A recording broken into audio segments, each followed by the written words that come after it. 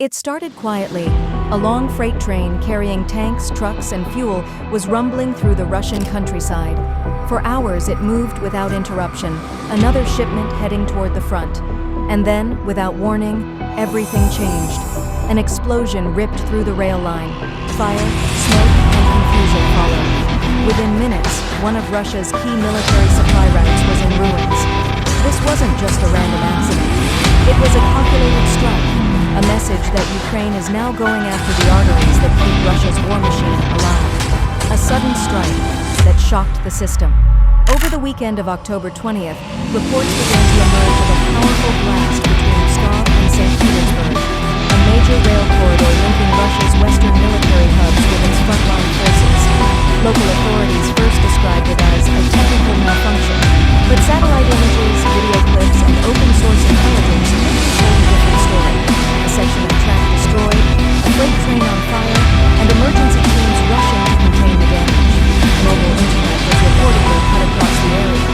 Eyewitnesses said the explosion happened at night, lighting up the sky. Russian media downplayed the event, but military analysts immediately recognized the pattern. It matched several previous Ukrainian deep strikes on rail infrastructure. Why this matters more than it seems. At first glance, a single damaged railway might not sound like a big deal, but in a war that depends heavily on logistics, it's massive. Russia's entire supply network relies on trains. They carry ammunition, vehicles, fuel, even soldiers, across thousands of kilometers. Trucks can't handle that volume, and planes are too expensive and limited. So when a key line like this one is destroyed, the effect ripples across the entire system. Shipments stall, routes get rerouted, timetables collapse, and the frontline units, the ones fighting every day, start to feel the shortages. This is why Ukraine's attacks on railways matter. They're not just explosions, they're choke points, slowly squeezing the flow of resources Russia needs to sustain the war. Ukraine's growing focus on logistics. If you've been following this war, you've probably noticed a shift. In 2022 and 2023, Ukraine focused mostly on defending territory and counterattacking where it could. But as 2024 rolled around, the strategy evolved. Now the goal isn't just to push back Russian troops, it's to weaken the infrastructure that keeps them going. That means oil depots, bridges, command posts, and, increasingly, rail lines. Just a few months ago, Ukrainian drones destroyed fuel tankers at the Salsk railway station in Rostov Oblast. Later, another strike set fire to a train in Zaporizhzhia, cutting off one of the last connections to Crimea. Each operation adds to a pattern, a deliberate effort to target logistics deep inside Russian-controlled territory. And now, the explosion between Pskov and Saint Petersburg appears to be another chapter in that campaign. The power of targeting logistics. There's an old saying, amateurs talk strategy, professionals talk logistics. Because in modern warfare, it's not just about how many tanks you have, it's about how fast you can fuel, arm, and repair them. Russia's military is massive, but its logistics are fragile. The country depends on long, exposed railways that run through forests, bridges, and open plains, all vulnerable to sabotage or drone strikes. By targeting those lifelines, Ukraine doesn't have to destroy every tank or gun. It just has to slow them down. A single broken bridge or burnt fuel train can delay reinforcements for days or even weeks. It's like cutting off oxygen to a fire. Eventually, it burns out. Russia's immediate reaction. After the explosion, Russian authorities scrambled to the spot. Special railway troops were deployed to assess the damage, while armored trains were spotted patrolling nearby lines. The official statement described the fire as localized, but images showed scorched cars and twisted tracks. Rail traffic in that section was suspended for hours. Alternative routes were activated, but these detours add hundreds of kilometers to each shipment. And remember, time matters. Every delay means fuel, ammo, and supplies arrive later to the front, and that lag can shift the momentum in battle zones like Donetsk and Zaporizhzhia. The bigger picture, Ukraine's long-range strategy. This attack didn't happen in isolation. It's part of a larger trend. Over the past few months, Ukraine has increasingly targeted deep infrastructure inside Russia, from oil depots near Moscow to radar sites and air bases hundreds of kilometers from the border. The pattern is clear. Ukraine is waging a logistics war. Instead of trying to outgun a larger opponent head-on, it's eroding Russia's ability to sustain itself. This type of warfare isn't flashy. There's no dramatic footage of tanks charging or soldiers storming trenches, but it's incredibly effective over time.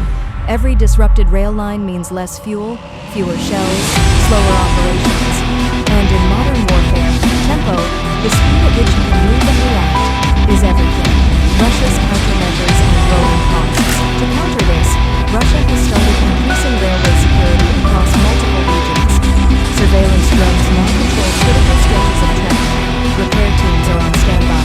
Some routes even have armored trains, a throwback to World War II. But all this comes at a price. Every guard, every drone, every security checkpoint means resources are pulled away from the actual front. And the cost of maintaining that level of protection adds up fast. It's another layer of strain on an already stretched system. And despite all that, Ukraine's attacks keep happening, often faster than Russia can adapt. The civilian impact inside Russia, while official state media avoids mentioning these strikes, locals are noticing changes. Freight trains are delayed, passenger services are rerouted, small industrial towns along these lines report disruptions in deliveries. On paper, those are just maintenance delays, but everyone knows what's really happening. The war is slowly reaching deeper into Russian territory. It's a reminder that even those far from the front lines aren't completely shielded from its effects. The war of endurance. What we're seeing right now is a war of endurance, not just who has more weapons, but who can keep their logistics alive longer. For Ukraine, every successful strike inside Russia is a message. We can reach you. We can hurt your supply lines. And we can make this war more expensive for you every single day. For Russia, the challenge is trying to maintain a vast, vulnerable network under constant threat. Repairs take time. Confidence takes even longer to rebuild. And as these deep strikes continue, the psychological impact grows. Even the most secure regions can't feel completely safe anymore. A turning point in modern warfare. This phase of the war shows how conflict has changed. It's no longer just about land, but capability. Ukraine's precision strikes prove that smart targeted moves can shake even a larger force. So when you hear Ukraine destroys Russian rail route, it's more than an explosion. It's a glimpse of modern warfare in action. The road ahead. For now, the exact scale of the damage near Pskov remains unclear. Russia will repair the line eventually. It always does. But the message is out. These attacks can happen anywhere, anytime. And as Ukraine's drone and intelligence capabilities grow, more of Russia's logistical heartland may find itself within reach. It's a slow, methodical process, but over time, it chips away at Russia's ability to fight efficiently. The front lines may stay roughly the same, but behind them, the gears of war are grinding harder every day. Final reflection. So when we say Ukraine destroys Russian military rail route, then this happened, it's not just about that one explosion. It's about the chain reaction that follows. Delayed trains, overworked engineers, nervous commanders, and a growing realization that the war is no longer contained to the battlefield. This is the invisible war, fought with precision, patience, and persistence. And it might be the one that decides how this conflict ends. Call to action. If you found this analysis helpful, don't forget to like and subscribe for more real updates from the front. We break down what's really happening, beyond the headlines. What do you think Ukraine's next move will be? Tell us in the comments. Thanks for watching, and stay tuned for the next update.